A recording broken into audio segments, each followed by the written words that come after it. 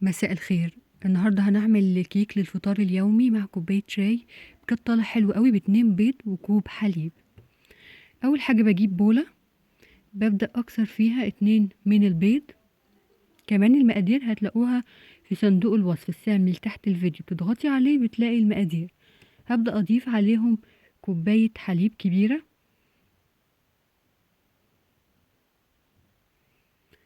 وهبدأ اضيف عليهم فانيليا،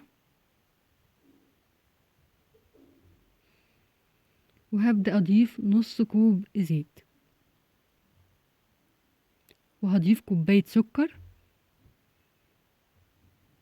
وهبدأ أضيف معلقة خل،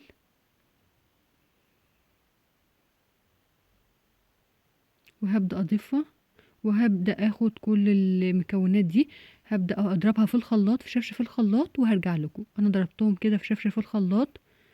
بقول لكم كيكة سريعة خالص.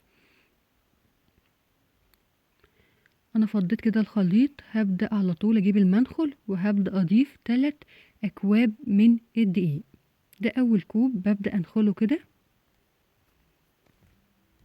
بجد كيكة حلوة وطعمها حلو قوي.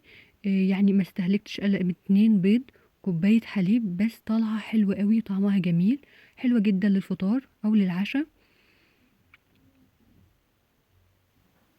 بنخل كويس كده الدقيق،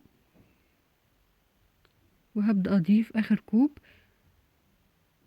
وهضيف عليه باكو بيكنج باودر،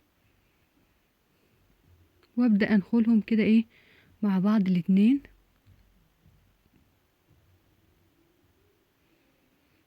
انخل كويس كده الدقيق. انا نخلتهم كويس، وهستخدم المعلقة.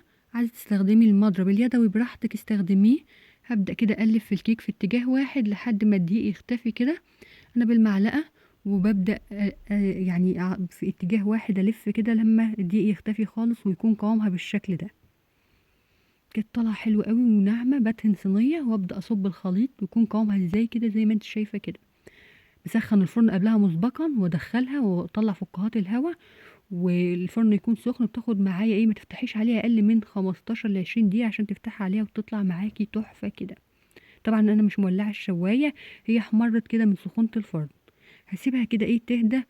لو ان ايه عايزين الاولاد جنبي عايزينها ياكلوها بسرعه فقطعتها. زي ما انت شايفه كده هي هبطت معايا كمان علشان انا ايه قطعتها بسرعه وهي سخنه. كانت طالعه حلوه قوي. اتمنى تجربيها.